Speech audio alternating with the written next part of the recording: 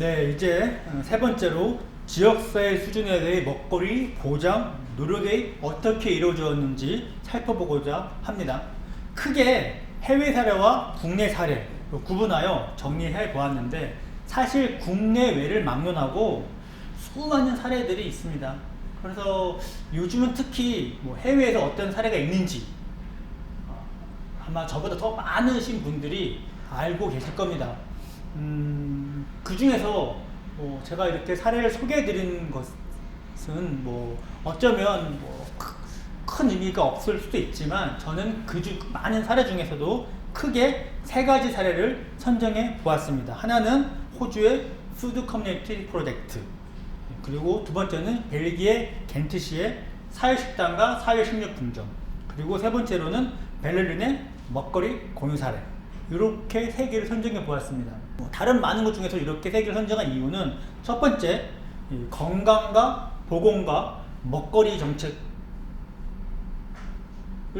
직접적으로 연관하고자 했다는 점 하나하고, 두 번째는 사회적 연대의 의미가 프로그램 내에서 구체화되었다는 점, 그리고 세 번째로는 수혜자와 공급자의 어떤 구별을 없애고 적정한 참여를 할 수 있는 측면이 부각되는 프로그램. 이렇게 세 가지로 좀 세 가지를 점에서 저희가 그 사례를 한번 꼽아봤고요. 먼저 호주의 더 푸드 커뮤니티 프로젝트를 살펴보도록 하겠습니다. 이 프로젝트는 남호주의 일종의 파일럿 프로그램의 한 형태고, 건강한 먹거리 활용 가능, 접근, 사용을 지지하는 다양한 의제를 탐구하고 지역사회 수준에서 먹거리 안정성을 보장할 수 있는 방법을 고민하게 만들어진 프로그램입니다. 그래서 이것은 어떤 구체적인 정책이라기보다는 지역사회의 전체적인 먹거리 정책을 평가하고 방금 말씀드린 이러한 것들을 과연 할 수가 있을 것인지, 어떻게 하면 이런 것들을 할 수 있을 것인지 새롭게 만들어가기 위한 방법들, 어떻게 하면 모든 사람이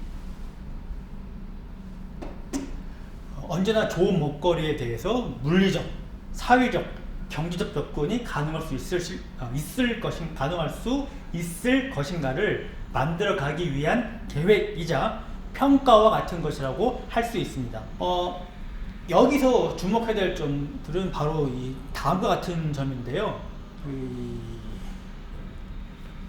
구체적인 국가나 주 단위의 공준 보건 목표와 푸드 커뮤니티 프로젝트의 목표, 방법들, 내용들을 조정하면서 일치시키고자 했다는 점입니다. 즉 표에서 제시되고 있는 것처럼 건강하게 먹기, healthy eating 이라고 하는 것 자체가 국가 보건계획 정책의 첫 번째 우선순위라고 한다면, 과연 그럼 이 푸드 커뮤니티 프로젝트는 이것에 어떻게 조응할 수 있을 것인가, 어떻게 맞춰갈 수 있을 것인가를 고민했다는 거죠. 즉 표에 제시되어 있는 것처럼 그러면 이 푸드 커뮤니티 프로젝트는 이 문제에 대해서 먹거리 안정성에 대한 정보 확산을 용이하게 하고 건강한 먹거리 환경의 제공을 지지한다는 식으로 서로의 관계를 이렇게 매칭시켰다는 거죠.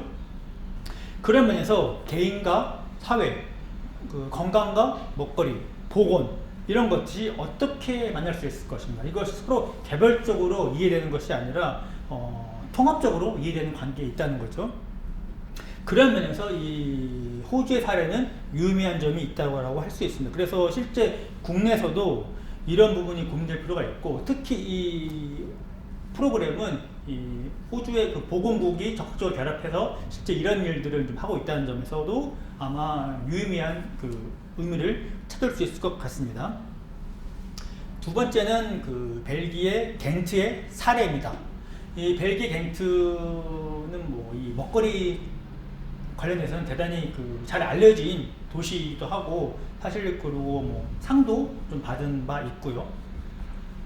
여기에 주된 사례는 여러 가지가 있는데 간단하게 말씀드리면, 취약계층과 소외계층의 식생활 향상을 위한 공동체 기반 개입이 목표입니다. 그래서 이 건강한 먹거리를 더 쉽게 선택할 수 있도록 해서 이 건강한 먹거리가 보편적 행동이 되게 해야 한다라는 그런 접근법을 사용하고 있죠. 여러 가지 활동들을 하고 있는데, 예를 들어서 뭐 건강한 아침 식사, 건강한 도시락 장려, 혹은 리셉션과 파티를 지원한다든지, 그리고 슈퍼마켓 운동의 하나로서 그 영양성분표 읽기 운동, 뭐 이런 것들, 그리고 건강한 먹거리 관련 문화 교류, 뭐 요리 레시피를 서로 공유한다든지, 이런 활동들을 좀 하고 있죠. 그리고 보통 푸드뱅크에서 신선한 과일과 채소가 유통되지 않는 경우가 많은데, 이런 경우에도 이 신선한 과일과 채소가 푸드뱅크에서 유통될 수 있도록, 제공될 수 있도록 뭐 하는 것, 그리고 이 먹거리를 직접 재배하는 것을 좀 장려하고 도시농업 활동과 연계한다든지, 그리고 또 마찬가지로 시보건위원회나 보건부서와 긴밀하게 협력을 해서 지역 보건소, 학교, 시민사회 관계자들이 파트너십을 맺는다는 거죠. 그래서 실제 이런 파트너십이 구체적으로 작동되는 현장을 보는 것도 되게 중요한 어떤 사례가 될 수도 있을 것 같습니다. 다만 여기서 제가 눈여겨봤던 거는 이 사회식당과 사회식품점이라고 하는 것입니다. 여기서 왜 소셜이라고 하는 사회라고 하는 것을 갖다 이름을 붙였는지는 제가 다음 장에서 다시 한번 설명드리도록 하겠습니다.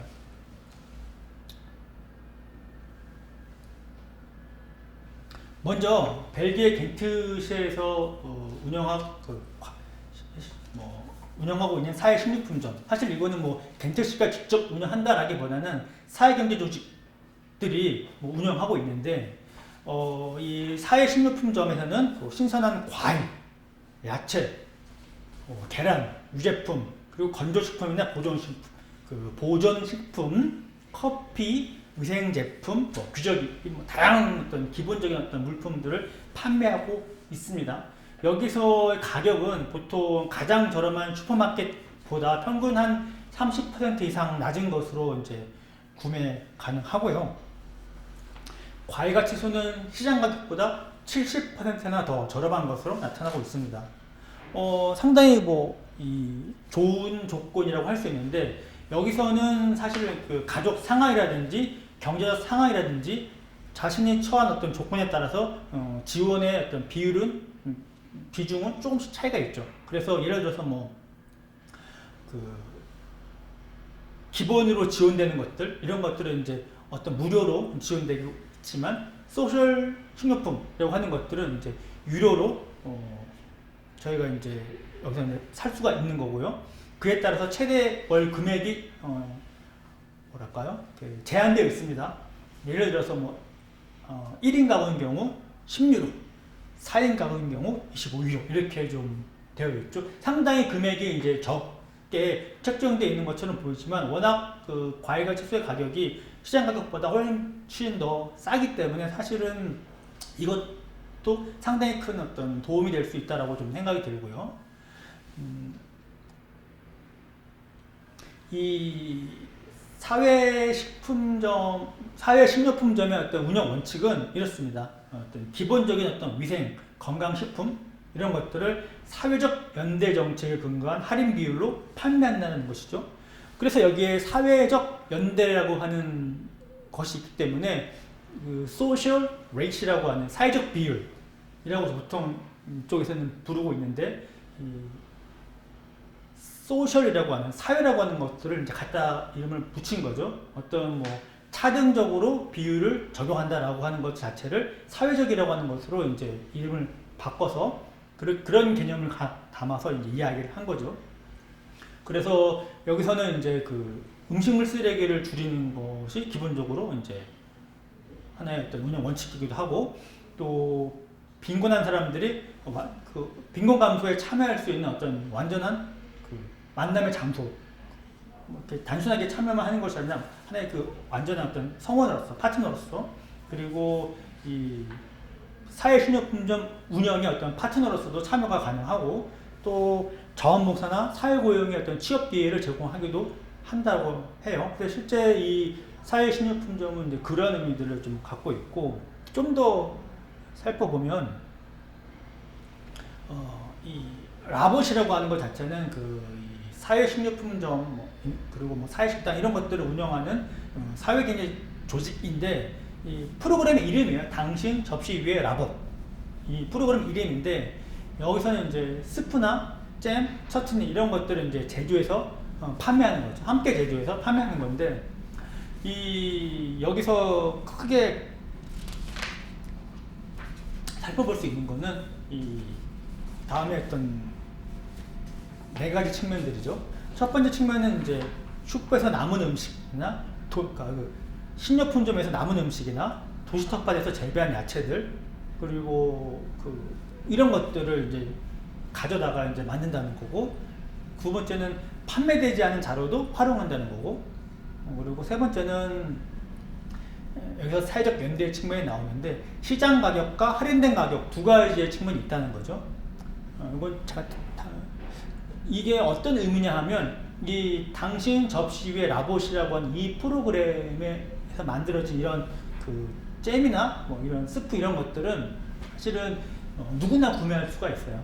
그래서 실제 사회적 연대라고 하는 사회적 비율이라고 하는 그런 것은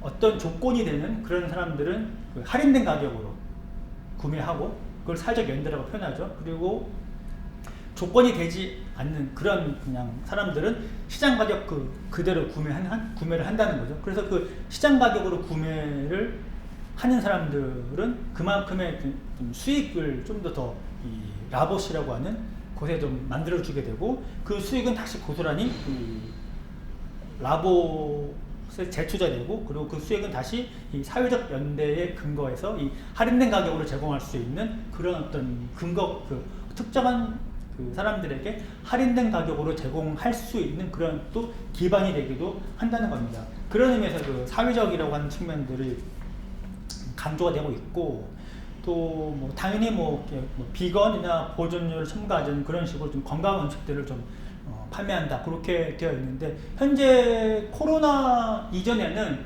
이것이 거의 매일 만들고 판매되고 있었는데 현재 코로나 상황에서는 일주일에 2번 정도 만들어지고 판매되는 것으로 나타나고 있습니다. 다음으로 사회식당 살펴보도록 하겠습니다. 마찬가지로 여기서 소셜이라고 하는 것이 붙은 이유는 사회적 연대라고 하는 개념을 이제 보여주는 그런 것이라고 할 수 있는데요. 여기의 경우는 표준 요금이라고 하는 것은 일반 고객입니다. 한 끼 식사에 대한 표준 요금은 각각의 식당에서 결정을 합니다. 벨기에 겐트시에 있는 사회적 식당은 한 8군데 정도 되는 것으로 제가 알고 있는데 표준요금은 일반 고객을 대상으로 한 거고 각 식당에서 결정하게 됩니다.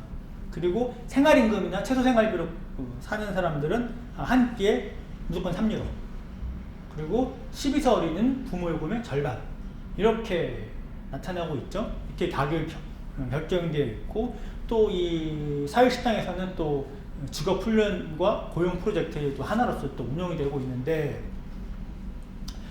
문제는 이 결제의 측면인 거죠. 이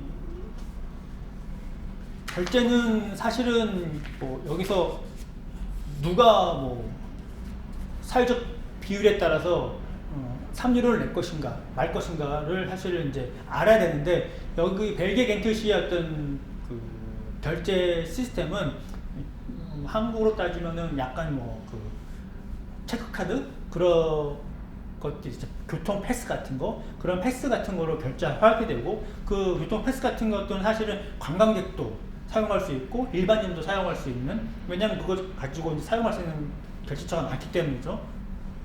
사용할 수 있는 것이기 때문에 사실은 그것만으로는 결제하는 방법만으로 가지고 이거 사람이 사회적 연대에 따라서 할인된 비율로 결제하는구나를 이제 알 수 없는 거죠. 사실 그것으로부터 사회적 낙인 효과가 없다라고 할 수 있을 것입니다. 그런 측면을 좀 생각해 볼 수 있을 것 같고 보여드리는 이 것은 사회 식당의 하나인데요. 요거는 트립어드바이저에서 그 관광객들이 주로 찾는 그런 식당으로까지 이제 선정이 되었습니다. 그래서 실제 우리가 뭐 어떠한 사회식당이라고 했을 때 뭐 외관상 혹은 뭐 주위의 사람들이 잘 찾아가지 않는 그런 곳이 아니라 대단히 뭐 매력적이고 좋은, 그리고 적정한 수준의 어떤 그 먹거리를 제공하는 그런 곳이 사회식당으로 운영되고 있다는 것이죠. 누구나 다 갈 수 있고. 두 번째는 그 베를린의 먹거리 공유 사례를 살펴보도록 하겠습니다. 이것은 사실은 현재로서는 국내에서도 많이 이런 비슷한 형태의 어떤 공유, 나눔 이런 것들이 있는데, 이것을 좀 제가 말씀드리기 전에 간단하게 영상을 한번 보도록 하겠습니다.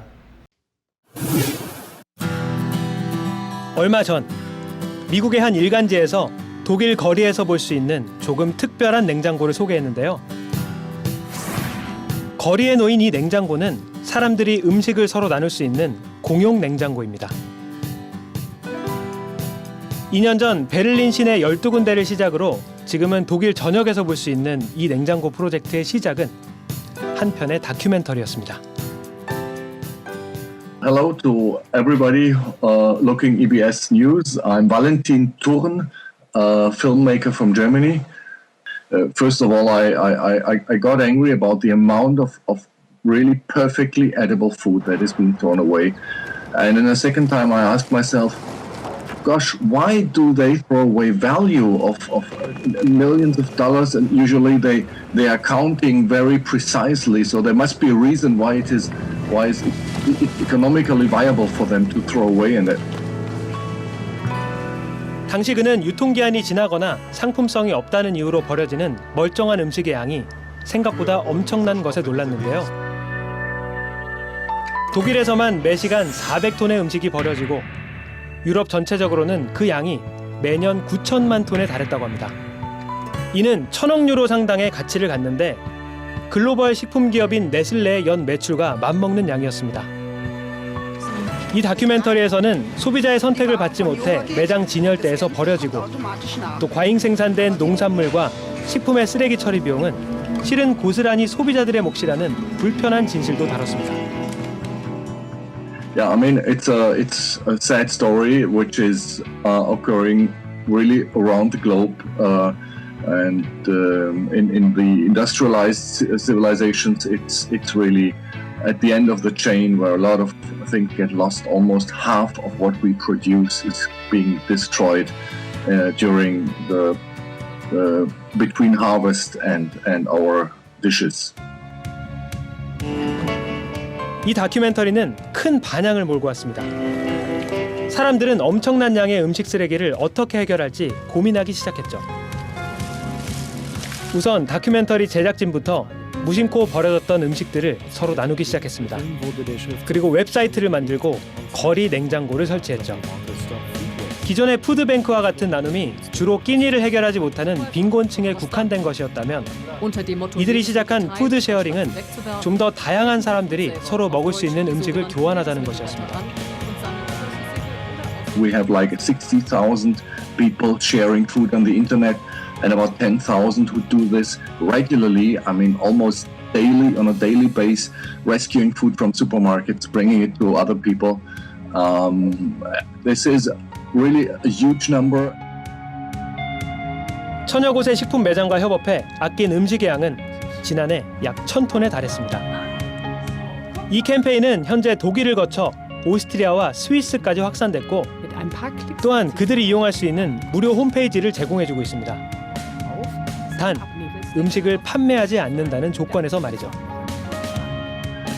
Our first thing was sharing is something people always did in history. Sharing food was a basic thing, and food is not just a commodity as others. We should treat it as something valuable.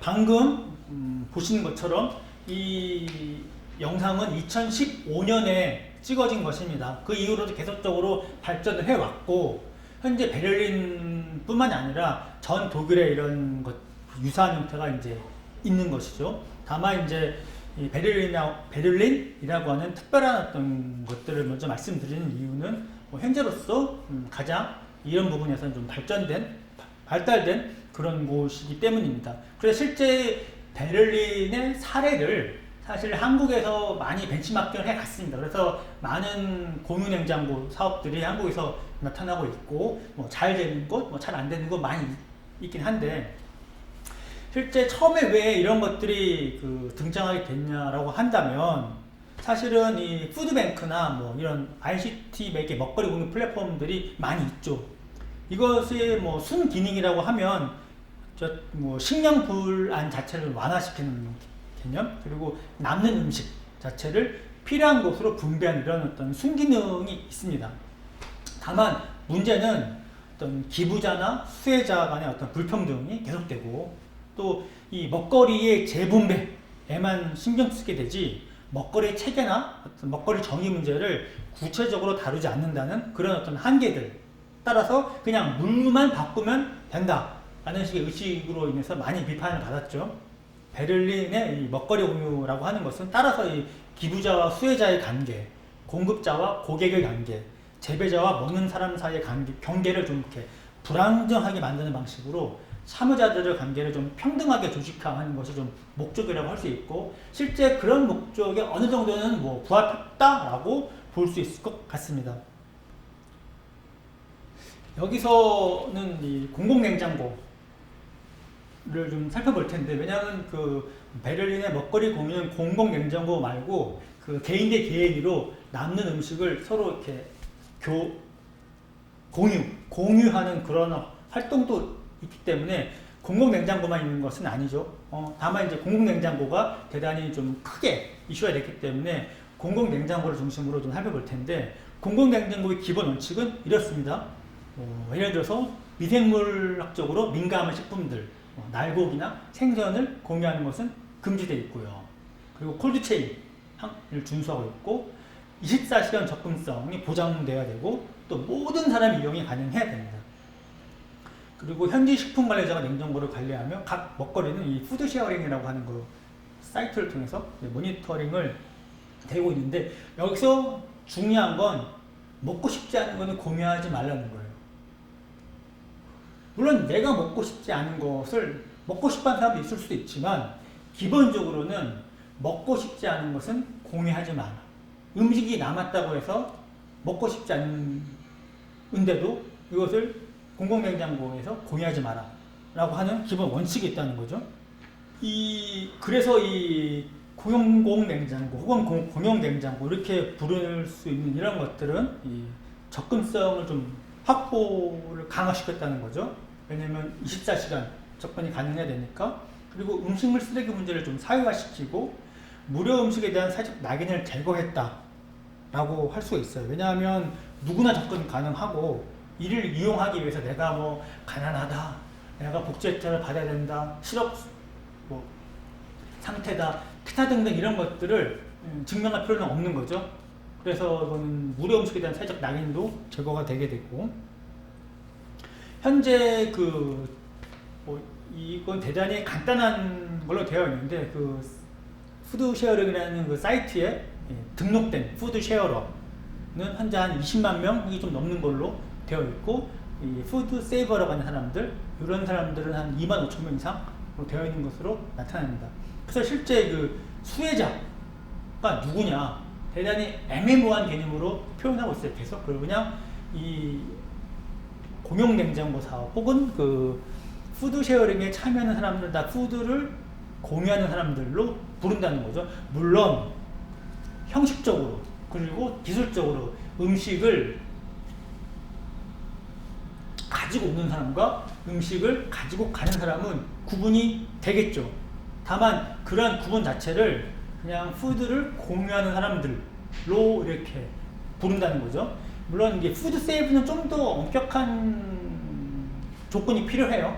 푸드 쉐어러보다. 다만 이제 이런 단계들을 대단히 이제 압축시켰다는 건데, 이 푸드 세이브는 사실은 이제 이 푸드 쉐어러가 된 다음에 올라갈 수 있는 하나의 또 단계인 거죠. 직접적으로 음식을 이제 가지고 오는 거.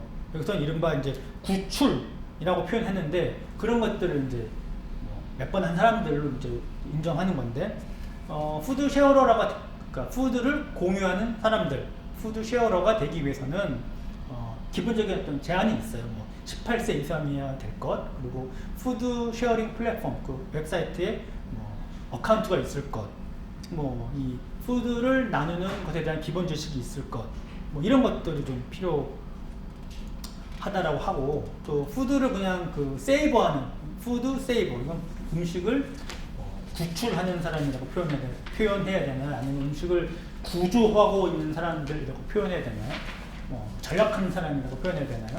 뭐 아마 여러 가지 중의적인 의미가 있을 것 같긴 한데, 이 푸드 세이버가 되기에는 다소 엄격한 조건이 필요합니다. 그래서 뭐 어떤 법적인 어떤 문제에 대해서도 잘 동의해야 되고, 어떤 음식을 어떻게 가져올 것인가에 대한 어떤 교육들, 그리고 그걸 어떻게 분배할 것인가에 대한 것들, 이런 다양한 것들이 좀 필요한 사람들인데, 그럼에도 불구하고 그 숫자가 상당히 많다는 거죠. 실제 이게 대단히 뭐 어느 정도는 활성화되어 있다라고 볼 수가 있고, 그래서 뭐 다소 복잡해 보일 수는 있을 것 같아요. 뭐 푸드 쉐어러, 음식을 공유하는 사람은 또 뭐고, 푸드 세이버, 음식을 구출하는 사람은, 음식을 전략하는 사람은 또 누구고, 대단히 복잡해 보이는데 그 복잡함 속에서도 음식을 공급하는 사람, 그것을 가져오는 사람에 대한 구분은 없다는 거죠.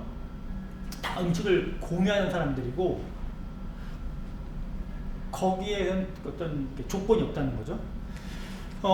그리고 이제 이 공용 냉장고, 공공 냉장고 자체가 보면 그냥 뭐 예를 들어서 뭐 무슨 장소에 있는 것으로 우리가 이제 볼 수 있지만, 실제 그 공용 냉장고를 이용하면서 짧게 이루어진 만남들, 그리고 중요한 거는 이 공용 냉장고가 있는 대부분의 그 장소 옆에는 공유할 수 있는 공유 식사 장소, 그리고 커뮤니티 의류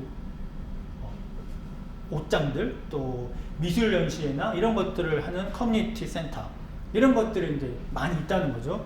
그래서 그 자신이 방문하는 공공냉장고는 단순히 공공냉장고에서 음식을 공유하는 것 뿐만이 아니라 상호 연결되어 있는 어떤 커뮤니티나 문화, 이런 측면들과 함께 있다는 거죠. 그래서 이 공공냉장고, 공용냉장고는 음식을 가져오는 익명성의 공간, 왜냐하면 그런 공간이기도 하지만 또 한편으로는 만남과 네트워크의 공간, 이 두 가지 측면이 이중적으로 겹쳐 있다는 거죠. 그래서 익명성을 중시하고 그것을 자신의 어떤 것으로만 한다는 사람도 충분히 이용할 수 있고, 그리고 익명성을 넘어서 이것을 통해서 이런 먹거리라고 하는 걸 통해서 만남과 그리고 네트워크를 좀 확장하겠다, 이런 어떤 것이 어떤 또 한 목적이 되는 사람은 또 이것까지도 연결해서 갈 수가 있다는 것이죠. 그런 의미에서 공용 냉장고는 또 다른 의미가 있을 수 있다고 생각합니다.